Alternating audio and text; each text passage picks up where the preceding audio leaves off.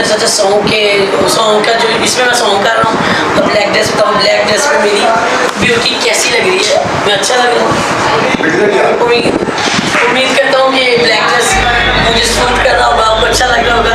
तो नेक्स्ट फिर हम ब्लैक ड्रेस में ही कोई अच्छी सी वीडियो बनाएंगे आपके लिए, ज़रा अच्छी तरह से बाहर आउटसाइड पर जाके बनाऊँगा, ठीक है फ्रेंड्स। तो प्लीज़ चैनल को फुल सपोर्ट करें मेरे साथ और सब्सक्राइब करें, लाइक करें अपनी सितारा के लिए प्लीज़। अब मैं यूट्यूब पे लाइव आया करूँगा क्योंकि फेसबुक का पेज आपको पहले भी बता चुका हूँ, बार बार बता रहा हूँ कि कभी बंद हो जाता है, कभी खुलता है, कभी नहीं। तो जैसे ये दो डबल शो से मैं फ्री होता हूँ तो मैं इंशाल्लाह कल लाइव आऊँगा, यूट्यूब पर भी आऊँगा और पेज पर भी आऊँगा। आपको बताऊँगा आने से पहले मैं ज़रूर टाइम लगा दूँगा कि मैं इतने टाइम के बाद आ रहा हूँ।